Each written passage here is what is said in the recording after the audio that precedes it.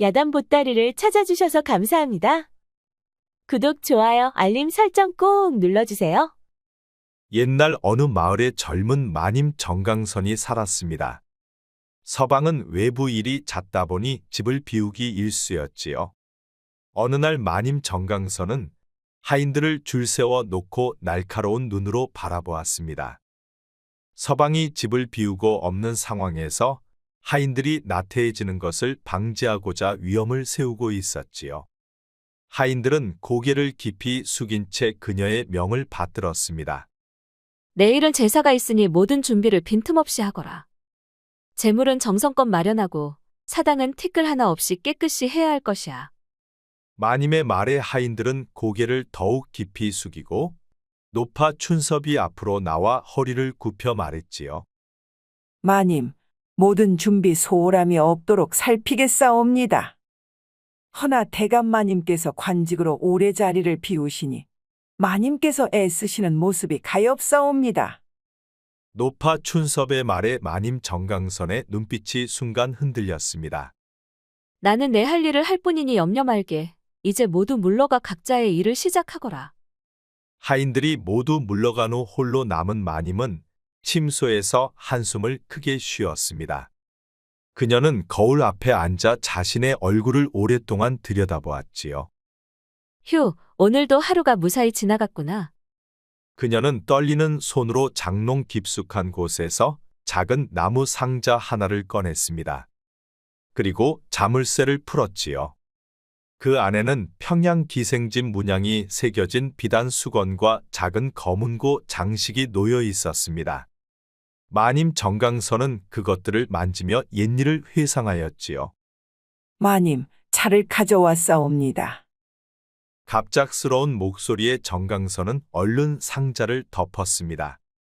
춘섭은 그 모습을 보았지만 아무 말 없이 차만 내려놓았지요. 그녀는 가장 오랜 세월 함께한 충실한 하녀였습니다. 밤이 깊었사오니 편히 쉬시옵소서. 그리고 마님께서 건강을 해칠까봐 염려스럽사옵니다. 노파 춘섭의 말에 마님 정강선의 입가에 쓸쓸한 미소가 번졌지요. 고맙네 춘섭, 그대는 늘 내 걱정을 하시는구려. 노파 춘섭이 물러간 후 정강선은 창밖 어둠을 바라보며 차를 마셨습니다.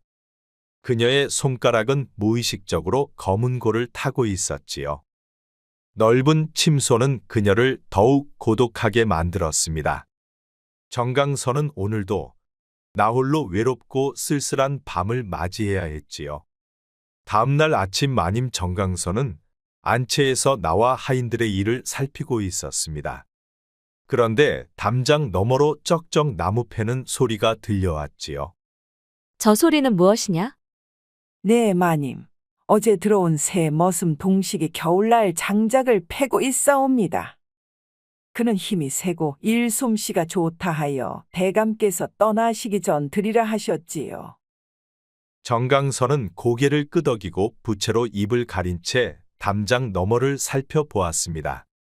그러자 그곳에서 머슴 동식이 상의를 벗고 장작을 패고 있었지요. 그런데 그의 단단한 팔과 등에 맺힌 땀방울이 아침 햇살에 반짝였습니다. 그런 그의 모습은 상당히 인상적이었지요.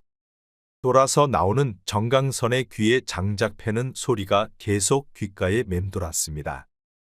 해가 저물어갈 무렵 정강선은 사랑채로 향하는 회랑을 걷고 있었습니다. 그런데 그때 마당에서 장작을 안고 오던 동식과 마주쳤지요. 아이쿠, 그러자 동식은 당황했는지 장작을 떨어뜨리고 다시 황급히 몸을 숙여 장작을 줍기 시작했지요. 송구하옵니다, 마님. 제가 미처 조심하지 못했사옵니다. 정강선은 대답 대신 고개만 살짝 끄덕였습니다.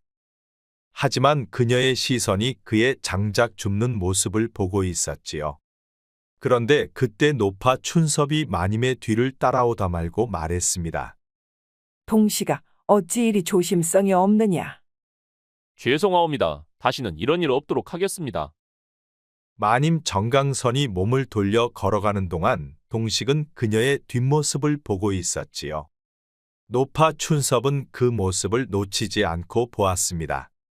그날 밤 침소로 돌아온 마님 정강선은 거울 앞에 앉았습니다.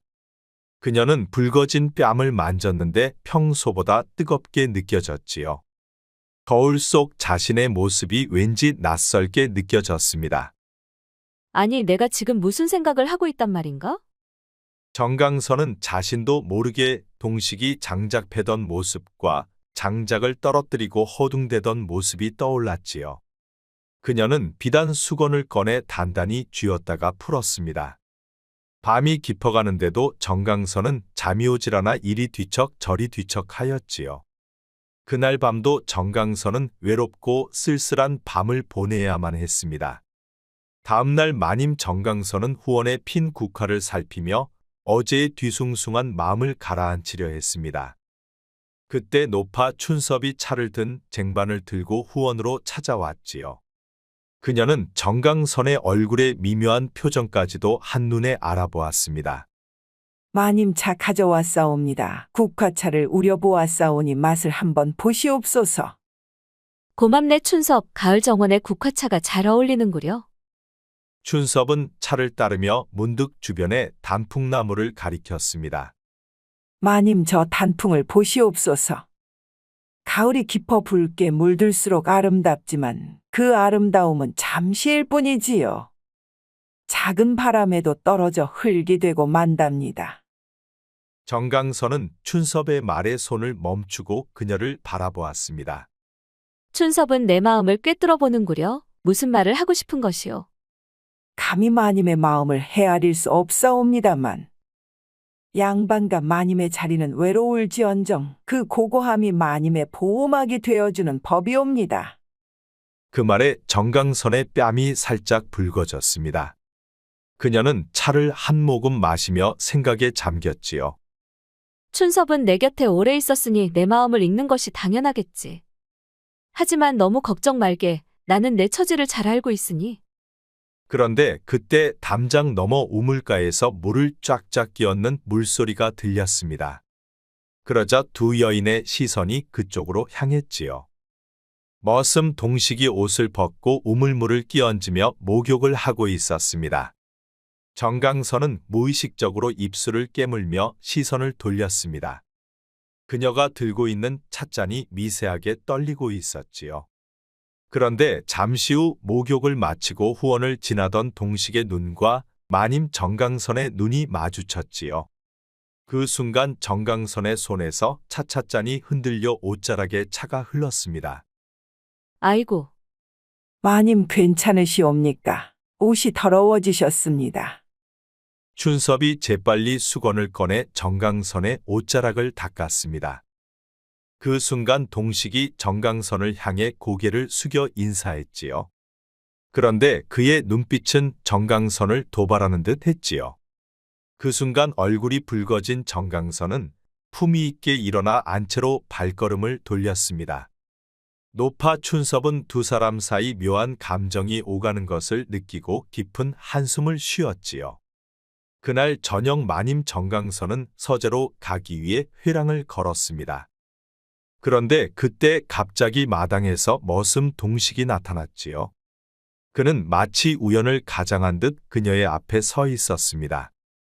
마님 송구하오나 잠시 말씀 여쭙고자 하옵니다. 그 말에 정강선의 눈빛이 차갑게 변했습니다. 하인이 양반과 마님에게 이렇게 직접 말을 거는 것은 예법에 크게 어긋나는 일이었지요. 무슨 일이냐? 이 시각에 할 말이 있다면 내일 아침에 하는 것이 좋을 터. 지금이 아니면 마님께 여쭙기 어려울 듯하여 결례를 범했습니다. 마님께서는 밤마다 혼자 계시니 외롭고 쓸쓸하지 않사옵니까? 제 도움이 필요하시면 언제든지 말씀만 해주십시오. 한밤중에라도 달려오겠사옵니다. 지가 이리 배워도 밤일은 끝내줍니다요. 그의 목소리는 공손했지만 의도는 분명해 보였지요. 머슴 동식은 마님을 욕정의 대상으로 보고 있는 게 확실했습니다. 하지만 마님 정강선은 그런 동식의 의도를 아는 채 조차 할 수가 없었지요. 정강선의 등줄기로 땀이 주르륵 흘렀습니다. 감히 천한 머슴이 마님에게 대놓고 하자고 덤비고 있었기 때문이었지요. 하지만 마님은 침착할 수밖에 없었습니다. 그래, 내가 나를 걱정해주는 마음은 잘 알겠지만 그런 일은 없을 테니 내 일에 충실하거라. 마님, 소인이 비록 미쳐나오나 마음만은 진실하옵니다. 대감께서는 집에 잘 들어오시지도 않으니 마님의 외로운 밤을 이놈이 책임져 드리겠습니다. 동식이 쉽사리 물러나지 않고 계속 들이대자 마님 정강선은 겁도 나고 무척 난처했습니다. 동식아, 내가 이 집에 온 지 얼마 되지 않아 규율을 모르는 듯하구나. 다시는 이런 식으로 내게 다가와 말을 걸면 안 되느니라. 그녀가 끝까지 단호한 모습을 보이자 동식의 기가 한풀 꺾이는 듯했습니다. 송구하옵니다, 마님. 소인이 무례했사옵니다. 동식은 고개를 숙였지만 크게 실망하는 눈치였지요. 오늘 일은 없었던 것으로 하겠다. 다시는 이러지 말거라. 정강선은 단호한 걸음으로 회랑을 지나 다시 안채로 들어갔습니다. 동식은 그런 그녀의 뒷모습을 한참 동안이나 바라보았지요. 그는 마님을 향한 욕망을 감추지 않았습니다. 다시 침소로 돌아온 정강선은 한숨을 크게 내쉬었습니다. 생각지도 못했던 일이 벌어진 것이지요. 감히 머슴이 자신을 유혹할 것이란 생각을 단 한 번도 해본 적이 없었습니다. 그런데 이상하게도 이 심각한 문제를 키우고 싶지는 않았지요. 동식이 다치는 것을 왠지 원치는 않았습니다. 내 감정을 나도 잘 모르겠다. 당연히 죄를 물어야 하거늘 나는 왜 그러고 싶지가 않은 것일까? 그녀는 장롱에서 평양 기생집 문양의 비단 수건을 꺼내 들었습니다. 그리고 그녀는 그것을 바라보며 많은 생각에 잠겼지요.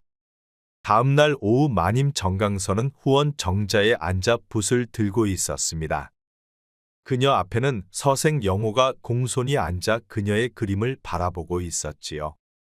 서생 영호는 인근 양반가의 학식 높은 자제로 정강선의 남편과 교류가 있던 집안이었습니다. 부인의 그림 솜씨가 보통이 아니시군요. 저 연꽃의 자태가 마치 살아 움직이는 듯합니다. 과찬이십니다. 선생님의 시에 비하면 제 그림은 아직 멀었지요. 정강선은 오랜만에 새로운 기분이 들었습니다. 남편이 관직으로 떠난 후 그녀는 마음을 나눌 대상이 없어 외로웠지요. 그런데 서생 영호와 나누는 대화는 외로운 자신에게 신선한 기분을 선사했습니다. 두 사람은 오랫동안 책과 시, 그림에 대한 이야기를 나누었습니다. 정강선은 오랜만에 자신의 지적 갈증을 해소하는 듯했고 서생 영호는 그녀의 해박한 지식에 감탄했지요. 그런데 그들의 대화를 나무 뒤에서 머슴 동식이 지켜보고 있었습니다. 저런 양반집 도련님에게는 미소 짓고 이 동식에게는 차갑게만 구신이 너무 불공평하구나. 해가 저물어 가니 저는 이만 물러가겠습니다. 다음에 또 찾아뵙고 새로운 시를 들려드리지요. 오늘은 너무 즐거운 시간이었습니다. 영호 선생의 방문은 언제나 환영이옵니다. 서생 영호가 떠난 후 정강선은 한동안 그가 준 시를 다시 읽으며 입가에 미소를 지었습니다. 그녀는 오래간만에 참으로 알차고 즐거운 시간이었지요. 그런데 그녀는 멀리서 자신을 지켜보는 동식을 알지 못했습니다. 한편 두 사람이 헤어지고 마님마저 안채로 들어가자 머슴 동식은 자신의 방으로 돌아왔지요. 마님, 언젠가는 반드시 내 품에 안고 말 것이옵니다.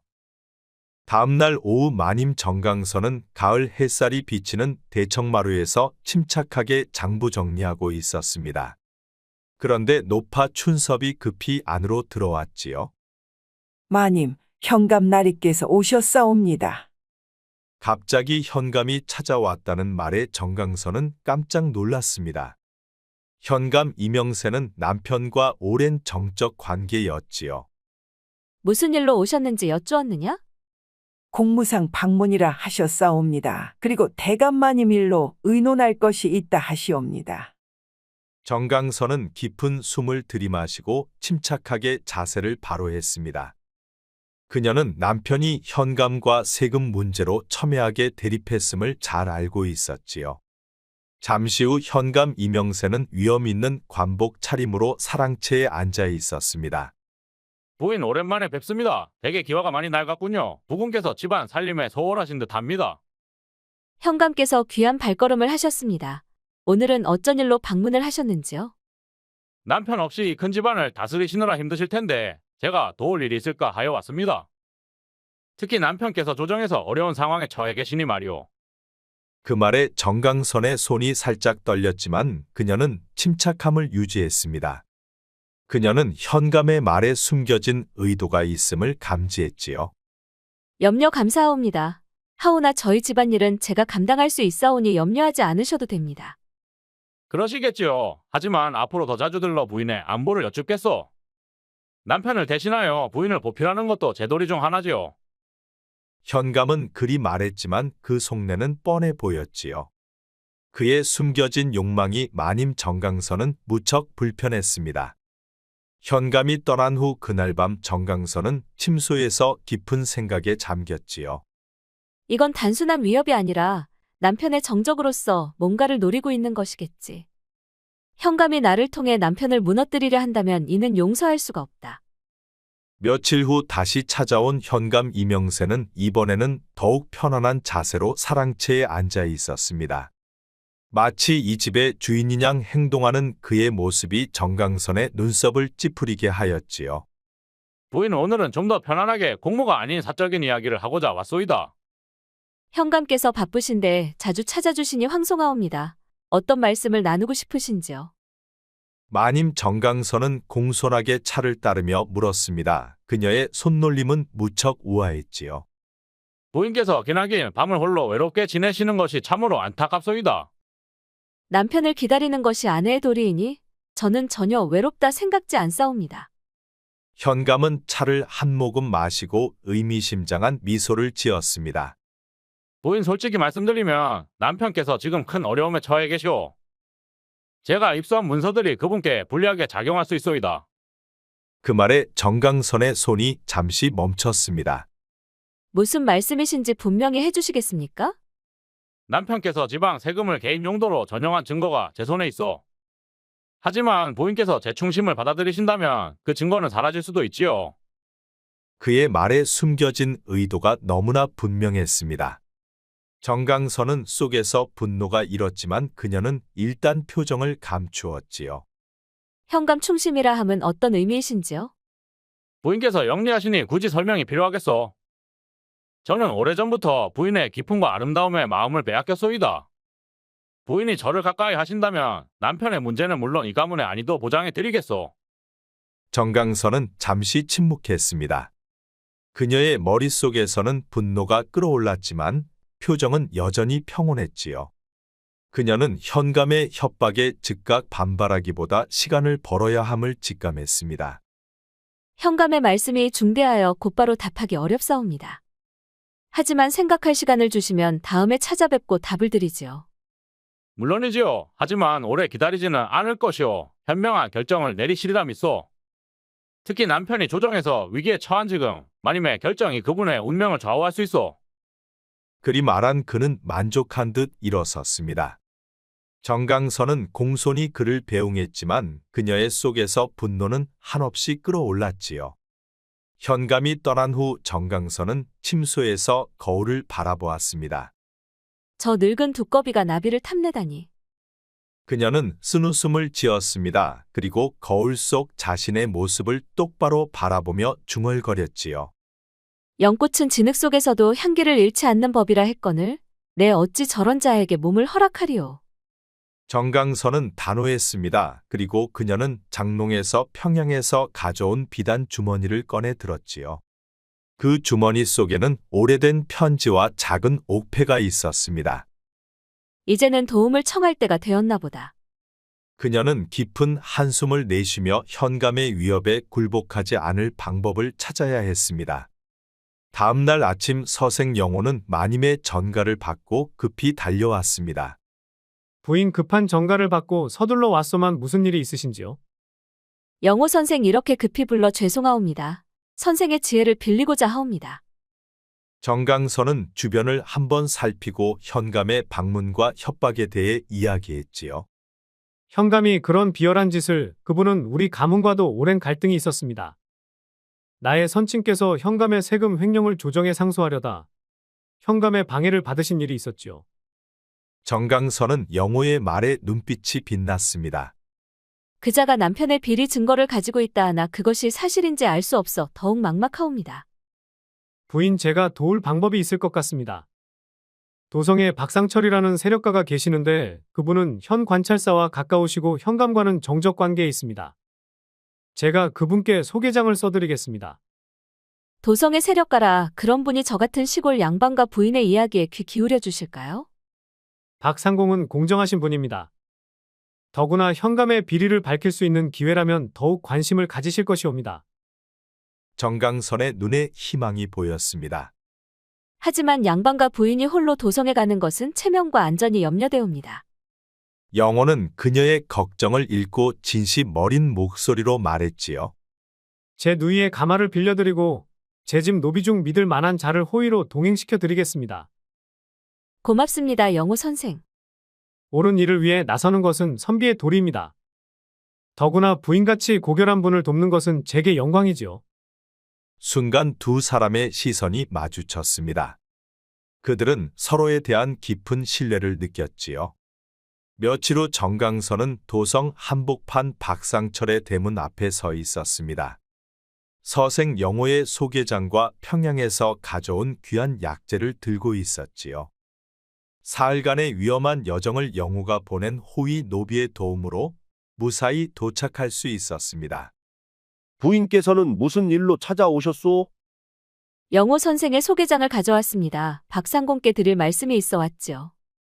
문지기는 정강선을 의심스럽게 바라보았습니다. 여인이 혼자 이런 대가문을 찾아오는 것은 흔치 않은 일이었지요. 상공께서는 지금 바쁘시니 다음에 오시오. 소개장은 내가 전해드리리다. 정강선은 순간 당황했지만 곧 침착하게 말했습니다. 그녀는 기생 시절 배운 재치를 발휘할 때라고 생각했지요. 그렇다면 유감이옵니다. 태백산에서 구해온 특별한 약재를 상공께 직접 전해드리고 싶었는데 이 약재는 남자의 기운을 북돋우는 귀한 것이라 소문이 나면 곤란할 터인데 말이죠. 그 말에 문지기의 눈이 커졌습니다. 그리고 그는 잠시 망설이다 정강선을 안으로 들였지요. 내정에서 기다리는 동안 정강선은 주변을 살펴보았습니다. 이곳의 화려함은 그녀가 살던 양반가와는 비교할 수 없을 정도였지요. 그때 안채 쪽에서 검은고 소리가 들려왔습니다.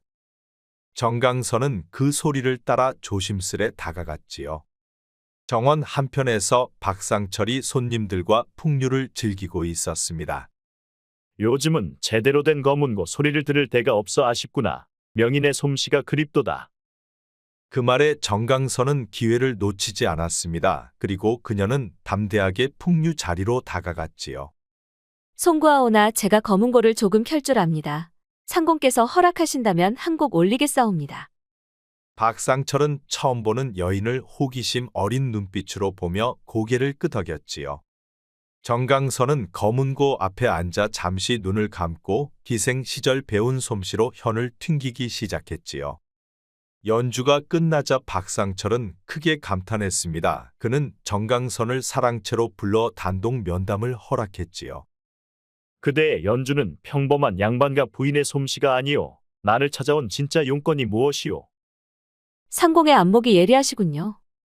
사실 제 남편이 현감 이명세와 정적 관계에 있는데 큰 위험에 처해 있사옵니다. 정강선은 현감의 협박과 자신의 상황을 솔직하게 털어놓았습니다. 현감의 세금 횡령 증거를 찾는다면 관찰사께서 그를 견제하는 데 도움이 될 것입니다. 영리하시군. 내가 그대를 돕는다면 나에게는 어떤 이득이 있겠소? 현감을 견제하고 관찰사의 세력을 강화할 기회를 드리는 것이죠. 그리고 제 남편이 돌아오면 상공의 든든한 지원자가 될 것입니다. 박상철은 잠시 생각에 잠겼다가 만족스러운 듯 말했습니다.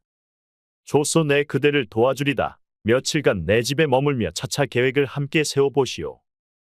정강선은 안도의 숨을 쉬었습니다. 비로소 첫 관문을 통과한 것이지요. 그러나 그녀는 이것이 시작에 불과함을 잘 알고 있었습니다.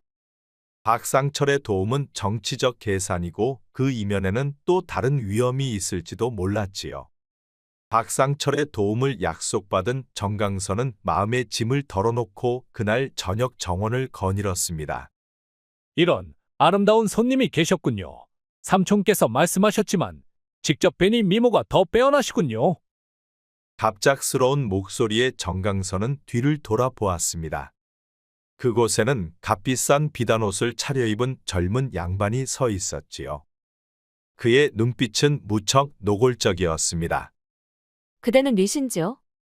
저는 박상철의 조카 박준호라 하옵니다. 부인께서 검은고를 정말 아름답게 연주하신다고 들었습니다. 언젠가 저를 위해서도 한 곡 연주해 주시겠습니까? 정강선은 공손하게 대화를 이어가면서도 거리를 유지했습니다. 그런데 그때 정원 깊숙한 곳에서 검은고 소리가 들려왔지요. 그 소리는 정강선의 귀를 사로잡았습니다. 저 소리는 누가 키는 소리인가요? 아, 그것은 우리 집 여종 매화의 연주일 것입니다. 재주는 있으나 신분이 미천하여 부인의 연주에 비할 바 못됩니다. 박준호의 말과 달리 그 연주는 놀라울 정도로 섬세하고 아름다웠습니다. 정강선은 그 소리에 이끌려 소리나는 쪽으로 걸음을 옮겼지요. 저 잠시 실례하겠습니다. 저 연주가 궁금하여 한번 보고 싶군요. 박준호의 만류에도 불구하고 정강선은 소리를 따라 작은 정자로 향했습니다. 그곳에서 그녀는 홀로 검은고를 연주하는 여인을 발견했지요. 여종 매화의 옷은 수수하였지만 그녀의 자태와 연주하는 모습은 무척 고고하고 아름다웠습니다. 정강선은 그 모습에 넋을 잃고 바라보았지요. 매화의 손가락이 현을 타는 모습이 마치 자신의 기생 시절을 보는 듯했습니다. 누구십니까? 매화가 연주를 멈추고 고개를 들어 물어보았습니다. 실례했습니다. 그 아름다운 연주에 이끌려 왔습니다. 계속 연주해 주시면 안 될까요?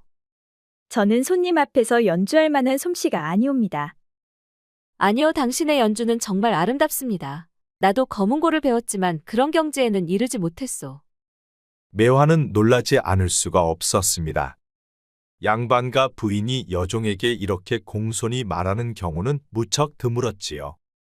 손님께서도 검은고를 연주하신다면 함께 연주해 보시겠습니까? 정강선은 미소 지으며 고개를 끄덕였습니다. 그녀는 매화 곁에 앉아 두 여인의 손가락이 현 위에서 동시에 춤추기 시작했지요. 그 소리는 참으로 아름다웠습니다. 손님의 연주는 평양유파의 기법이 느껴집니다. 그곳에서 배우셨나이까? 정강선은 순간 놀랐습니다.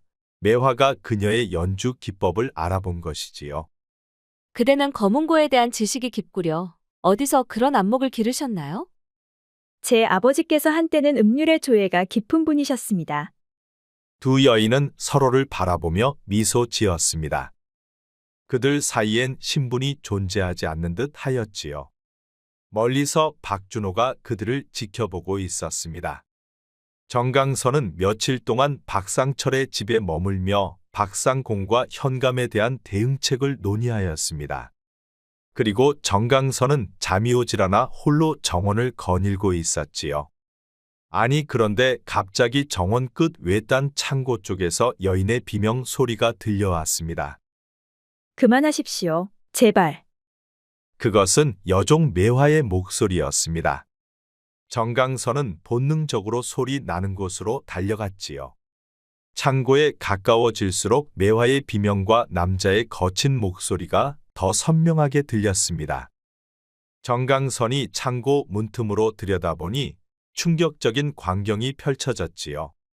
박준호가 매화의 옷자락을 잡아 찢으며 그녀를 바닥으로 밀어붙이고 있었습니다. 때까지 것이 나를 거부할 처지냐?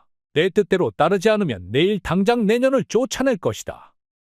차라리 쫓겨나겠습니다. 이런 수모를 당하느니 죽는 것이 낫사옵니다. 매화는 필사적으로 저항했지만 준호의 힘을 당해낼 수 없었습니다. 정강선은 순간 분노와 공포로 몸이 떨렸지요. 직접 뛰어들기에는 위험했고 도움을 부르러 가기에는 시간이 없었습니다. 그때 정강선의 눈에 창고 선반 위 도자기가 보였습니다. 그녀는 재빨리 생각했지요.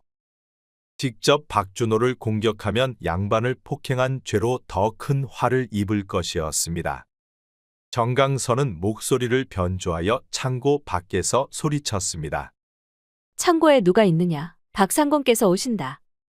그 말에 박준호가 깜짝 놀라 주위를 살폈습니다.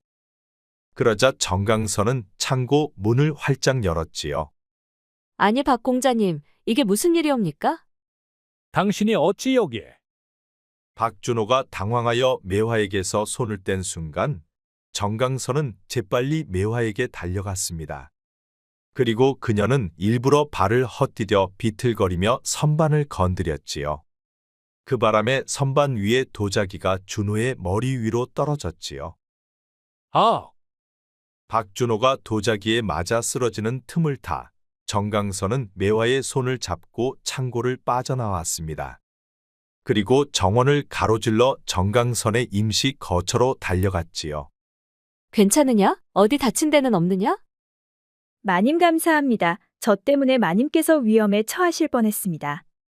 정강선은 매화에 찢어진 옷자락을 보며 가슴이 아팠습니다. 그녀는 자신의 겉옷을 벗어 매화의 어깨를 감싸주었지요. 이제 안전하니 걱정 말거라. 오늘 밤은 내 방에서 같이 있도록 하자. 하지만 박공자가 깨어나면 그분은 박상공의 조카이고 저는 그저 여종일 뿐입니다. 그 말에 그녀는 매화의 손을 꼭 잡았지요. 두려워 말거라. 내가 지켜주마. 우리는 함께 이곳을 떠나야 할 것 같구나. 그 말에 매화의 눈에는 눈물이 맺혔지요. 마님 어찌 저 같은 여종을 위해 이런 위험을 감수하시는지요? 신분이 무슨 상관이겠느냐? 같은 사람이 위험에 처했는데 모른 척할 수는 없다. 두 사람은 새벽녘 서둘러 박상철의 집을 빠져나왔습니다. 그리고 동이 틀 무렵 정강선과 매화는 도성 외곽의 작은 주막집으로 몸을 피했지요. 좁은 방에는 이부자리 2개가 전부였지만 지금은 그것만으로도 안전한 피난처였습니다. 정강선은 작은 보자기를 풀어 약재들을 꺼냈습니다. 여종 매화의 팔과 목에는 박준호가 남긴 상처가 선명했지요. 이리 오너라. 상처를 살펴봐야겠다. 괜찮사옵니다, 마님. 이 정도 상처는 견딜 수 있사옵니다. 바로 치료하지 않으면 흉터가 남을 수 있으니 내게 맡기거라. 정강선은 물에 적신 천으로 매화의 상처를 조심스럽게 닦았습니다. 이 약은 상처를 빨리 아물게 하는 효능이 있단다. 마님께서는 약재에 대한 많은 지식을 가지고 계시는군요. 양반과 교수들은 보통 이런 것을 배우지 않는다고 들었습니다. 정강선은 잠시 멈추었다가 미소를 지으며 다시 매화의 상처에 약을 발랐지요. 어릴 적 특별한 환경에서 자라 이런 것들을 배울 기회가 있었단다. 그런데 마님 어찌하여 저를 위해 그런 위험을 감수하셨습니까? 저는 그저 하찮은 여종일 뿐인데. 정강선은 약을 바르던 손을 멈추고 따뜻한 눈으로 매화의 눈을 바라보았습니다. 나는 내 검은고 소리를 들었을 때 내 마음이 움직였다. 신분보다 사람이 먼저란다. 정강선은 매화의 상처를 모두 치료한 후 그녀 옆에 앉았습니다. 좁은 방에서 두 여인은 나란히 앉아 창밖을 바라보았지요. 매화야, 내 이야기를 들려주겠느냐? 어떻게 박상공 집안의 여종이 되었는지. 아버지는 빚을 갚지 못해 저를 박상공 집에 보내셨지요. 그곳에서 저는 5년을 지냈습니다. 매화의 눈에는 눈물이 맺혀 있었습니다. 마님은 제게 사람 대접을 해주셨습니다. 제가 여종이 된 이후로는 모두가 저를 물건처럼 대했지요. 정강선은 매화의 손을 조심스럽게 잡았습니다. 그런데 마님께서는 어찌하여 위험한 상황에 처하셨습니까? 나도 현감의 협박을 피해 도성에 오게 되었단다. 매화는 용기를 내어 정강선의 손을 마주 잡았습니다. 두 여인은 비슷한 처지를 공감하며 서로를 격려하고 의지하였지요. 마님, 제가 마님을 도울 방법이 있다면 제 목숨이라도 바치겠습니다. 그런 말은 하지 말거라. 우리는 이제 서로를 의지하며 이 어려움을 헤쳐나가자꾸나. 두 여인은 서로의 눈을 바라보며 미소 지었습니다. 짧은 시간이었지만 그들 사이에는 이미 깊은 유대감이 형성되었지요. 그날 밤 주막에서 정강선은 창가에 서서 밖을 내다보며 깊은 생각에 잠겼습니다. 상처받고 힘들어하는 매화를 위해서라도 자신의 진짜 정체를 밝혀야 한다고 생각했지요. 지금까지 철저히 지켜온 비밀을 누군가에게 말한다는 것은 자신의 목숨을 그 사람의 손에 맡기는 것과 같았습니다. 하지만 매화가 겪은 고통은 정강선의 마음을 움직였지요. 매화야, 네, 마님. 내가 내게 말하려는 것은 만약 다른 이에게 알려지면 내 목숨이 위태로울 수 있는 비밀이다. 매화는 하던 일을 멈추고 놀라운 눈으로 정강선을 바라보았습니다. 마님께서 저를 그만큼 신뢰하신다면 제 목숨을 걸고 지키겠습니다. 나는 사실 양반가 마님이 아니다. 내 본래 이름은 송혜월, 평양의 유명한 기생이었다. 매화는 눈이 커지고 숨이 멈추는 듯 했습니다. 6년 전 지금의 남편이 평양에 관직으로 왔을 때 나를 만났지. 그는 내 미모와 재능에 반해 나를 첩으로 데려가고 싶어 했다. 하지만 그의 집안에서는 기생 출신 첩을 받아들일 수가 없었지. 그래서 그는 나를 양가집 교수라고 속이고 정실부인으로 데려갔다. 내 과거를 아는 이는 아무도 없었어. 나는 평생 그 비밀을 지키며 완벽한 양반과 마님으로 살아왔단다. 매화는 너무 놀라 입을 다물지 못했습니다. 그래서 마님께서는 약초와 의술에 밝으셨군요. 검은고도 그렇게 잘 연주하시고. 그렇다. 기생 시절 배운 것들이지. 내가 내 상처를 치료할 수 있었던 것도 그 때문이었다.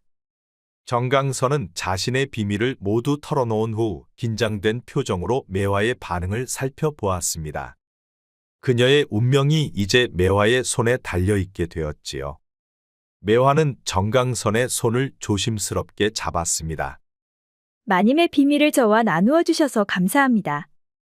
제게는 마님이 어떤 출신이든 중요하지 않습니다. 마님은 제 목숨을 구해주신 은인이시자 제가 진심으로 존경하는 분이십니다. 정강선의 눈에 눈물이 고였습니다. 매화도 눈물을 흘리며 서로를 부둥켜 안고 눈물을 흘렸지요. 저도 마님께 고백할 것이 있습니다. 제 아버지는 한때 이름 높은 선비였으나 정쟁에 휘말려 모든 것을 잃었지요. 저는 글을 읽고 쓸 줄 아는 양반의 신분입니다. 서로의 가슴 아픈 사연과 상처를 간직한 두 사람은 밤새도록 서로를 껴안고 한없이 눈물을 흘렸지요. 그리고 두 사람은 자매 결연을 맺었습니다. 이제 이 세상 누구보다 서로가 서로에게 가장 소중한 사람이 되었지요. 정강선과 매화가 주막에 머문 지 사흘째 되던 날, 어떻게 알고 서생 영우가 찾아왔습니다. 부인 무사하셔서 다행입니다. 박상공댁에서 갑자기 사라지셔서 걱정했습니다. 영호 선생, 어찌 저를 찾으셨습니까?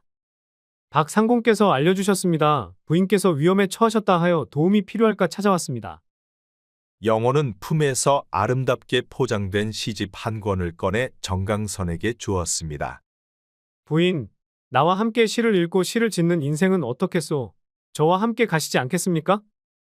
그 말에 정강선은 잠시 침묵했습니다. 그리고 조심스럽게 입을 열었지요. 영호 선생, 당신의 마음 참으로 고맙습니다. 하지만 저는 이미 지켜야 할 것이 있는 사람으로서 선생과 함께 할 수는 없사옵니다. 그 말에 서생 영호는 실망했지만 예의를 갖추며 돌아서 갔지요. 다음 날 저녁 정강선과 매화가 저녁 식사를 마치고 있을 때였습니다. 갑자기 방문 밖에서 머슴 동식의 목소리가 들려왔지요. 마님이 여기 계시다고 들었습니다. 정강선과 매화는 놀라서 서로를 바라보았습니다. 머슴 동식이 어떻게 이곳을 찾아왔는지 의문이었지요. 마님, 제발 문 좀 열어주십시오. 중요한 말씀 드릴 것이 있습니다. 정강선은 조심스럽게 문을 열었습니다. 그러자 동식은 흙먼지 묻은 옷차림으로 서 있었지요. 마님이 없는 저택은 꽃이 시든 정원과 같습니다. 제발 저와 함께 떠나십시오. 제가 평생 마님을 모시겠습니다. 정강선은 동식이 어이가 없었지만 한편으로 안쓰럽기도 하였지요. 동식이 내 마음은 알겠다만 열정만으로는 사람의 마음을 얻을 수는 없단다. 진정한 사랑은 상대를 소유하려 하지 않고 있는 그대로 받아들이는 것이지. 내 마음은 이미 정해져 있으니 너는 더 이상 나를 귀찮게 하지 말거라. 그 말에 동식은 크게 분노하며 떠나갔습니다. 정강선은 그의 뒷모습을 보며 한숨을 내쉬었지요. 아니 그런데 다음날 아침 일찍 갑자기 관졸들이 주막으로 들이닥쳤습니다. 관아에서 나왔다. 당장 문을 열어라. 두 여인은 놀라 서로를 바라보았습니다. 그리고 정강선은 재빨리 매화의 손을 잡았지요. 매화야, 이곳은 내게 맡기고 어서 뒷문으로 빠져나가거라. 안 됩니다. 언니를 두고 저 혼자 갈 수는 없습니다. 내가 잡히면 우리 둘 다 위험해. 그러니 너라도 빨리 가서 도움을 청하거라. 마님의 단호함에 매화는 뒷문으로 빠져나갔습니다. 그러자 문이 요란하게 열리고 관졸들이 방 안으로 들이닥쳤지요. 그런데 그들 뒤에는 머슴 동식이 서 있었습니다. 그의 눈에는 마님에게 거절당한 복수심에 불타고 있었지요. 정강선, 너는 간통죄로 고발되었다. 그러니 너를 체포한다. 아니, 무슨 말도 안 되는 소리입니까? 누가 그런 거짓을 꾸몄단 말입니까? 그 말에 형방이 동식을 가리켰습니다. 그리고 우리는 현감 나리의 명인이 따를 수밖에 없어. 이것은 현감의 음모요. 내가 그의 불손한 제안을 거절했기에 이런 거짓 누명을 씌우는 것이오. 여러분도 알다시피 현감은 정적들을 모함하는 일로 악명이 높지 않습니까? 부인, 우리에게 이야기해봐야 소용없어. 여봐라, 이 여인을 당장 관아로 끌고 가라. 관졸들이 정강선의 팔을 잡아 일으켰습니다. 그러자 동식은 웃으며 그 모습을 지켜보았지요. 동식이 내가 현감의 사주를 받아 이런 거짓을 꾸몄다는 것을 알고 있다. 내게 일말의 양심이 있다면 어서 진실을 말하거라. 마님이 저를 거절하셨으니 이제는 제가 마님의 운명을 결정할 차례입니다. 현감 나리께서는 제게 후하게 대우해 주셨지요. 후후. 한편 여관 뒤편에 숨은 매화는 눈물을 흘리며 정강선이 끌려가는 모습을 지켜보았습니다. 언니, 제가 목숨을 걸어서라도 반드시 구해드리겠습니다. 정강선이 체포된 다음날 매화는 현감의 집으로 향하고 있었습니다. 현감의 집에서 새 여종을 구한다는 소문을 들은 그녀는 위험한 계획을 실행에 옮기고 있었지요. 매화는 조심스럽게 안채 마당으로 들어섰습니다. 그곳에서는 하인들이 분주히 움직이고 있었지요. 너는 누구냐? 어찌 허락도 없이 들어왔느냐? 죄송하옵니다. 새 여종을 구하신다 들어 지원하러 왔사옵니다. 때마침 주방 일손이 부족하니 들어와 잠시 도와보거라. 나리께서 마음에 드시면 너는 이 집에 남게 될 것이다. 매화는 안도의 한숨을 내쉬며 주방으로 향했습니다. 그녀는 부지런히 일하며 현감의 집 구조를 파악했습니다. 특히 서재의 위치와 현감이 언제 술자리를 갔는지 주의 깊게 관찰했지요. 이틀 후 매화는 현감의 술자리에 술을 나르는 임무를 맡았습니다. 그녀는 조심스럽게 사랑채로 들어섰지요. 현감 이명세는 이미 취기가 오른 상태였습니다. 새로운 아이구나. 어서 이리 와서 술을 따라보거라. 매화는 공손히 고개를 숙이고 현감 앞에 무릎을 꿇었습니다. 그녀는 떨렸지만 침착하게 술을 따랐지요. 너는 어디서 왔느냐? 멀리서 왔사옵니다. 현감께서 너그러우시다 하여 일부러 찾아왔사옵니다. 현감은 매화의 아름다움에 빠져 만족스럽게 웃었습니다. 그리고 슬며시 매화의 손을 잡았지요. 그리고 그는 매화의 옷고름을 풀고 손을 집어넣으려 하였습니다. 그런데 그때 갑자기 사랑채 문이 열리고 양반 박준호가 들어섰지요. 현감 어르신, 제가 왔습니다. 매화는 순간 얼어붙었습니다. 박준호가 그녀를 알아볼까 무척 두려웠지요.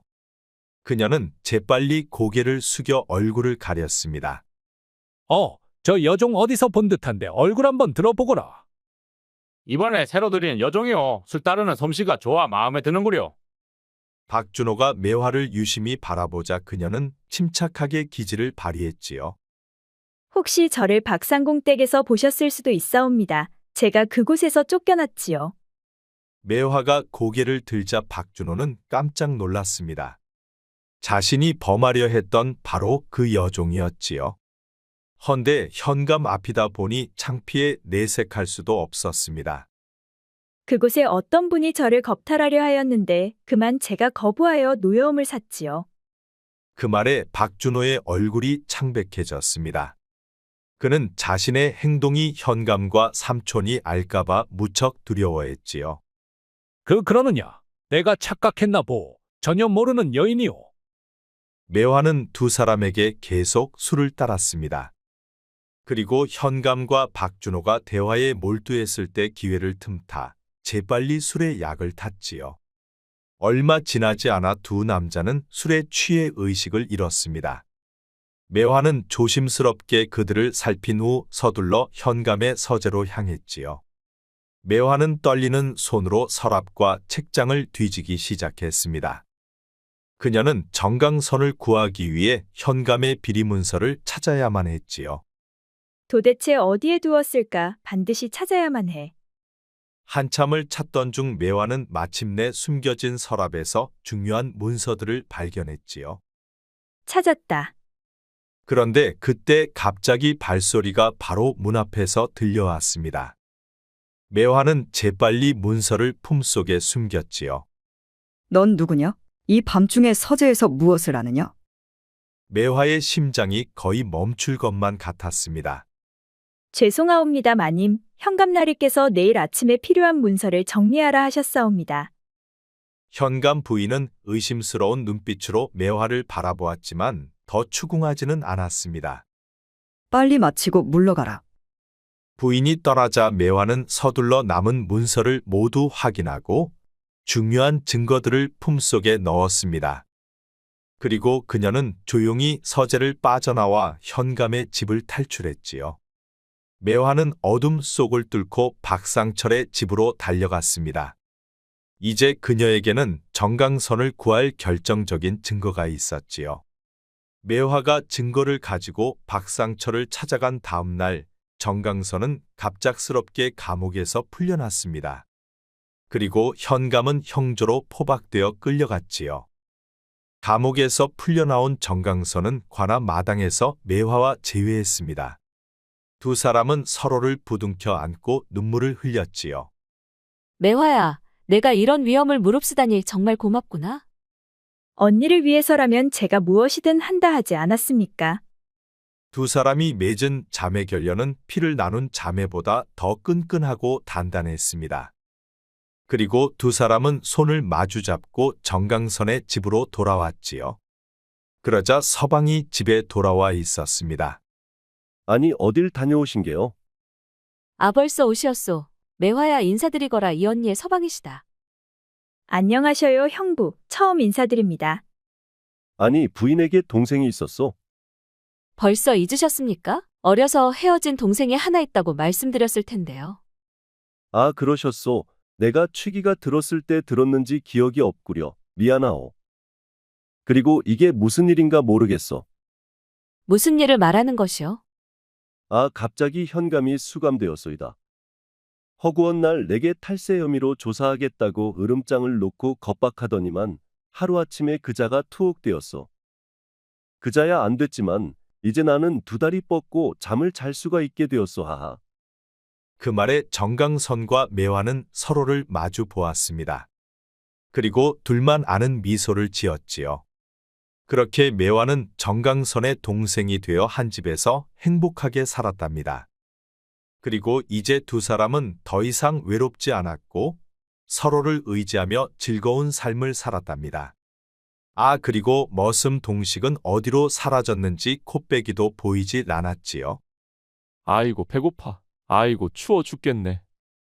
아이고, 내 팔자야. 하필 현관말 들었다가 내 팔자가 이게 무엇이람. 내가 마님에게 모함만 하지 않았어도 이 추운 겨울날 이런 개고생은 하지 않았을 것을. 아이고, 마님, 지를 한 번만 용서해 주시면 안 되겠습니까요? 한 번만 용서해 주시면 지가 앞으로는 마님을 탐하려 하지도 않을 것이며 일만 죽어라 할 것이구먼요. 거지가 된 동식은 뒤늦은 후회를 하고 하소연을 해본들 허공에 메아리칠 뿐이었습니다. 그는 주인을 배신한 대가로 누구도 받아주질 않았지요. 속담에 오르지 못할 나무는 쳐다보지도 말라는 말이 있습니다. 처음부터 능력 밖에 있는 나무를 쳐다보지 말고 자신에게 맞는 나무부터 오르라는 뜻이지요. 현감과 머슴 동식은 자신의 능력 밖의 것을 가지려다 보니 결국은 욕심과 탐욕 때문에 자신의 미래를 망치고 말았습니다. 그러니 높은 나무는 노력을 통해 정정당당히 올라야 하는 것이지요. 우리 영상을 시청하시는 여러분 모두 항상 건강하고 행복하기를 바랍니다. 구독과 좋아요, 알림 설정 꼭 부탁드립니다. 앞으로도 재미있는 이야기가 많으니 다른 영상도 재미있게 봐주세요. 우리 이야기가 재미있으셨나요? 그럼 여러분 모두 오늘도 행복하고 즐거운 시간 되세요.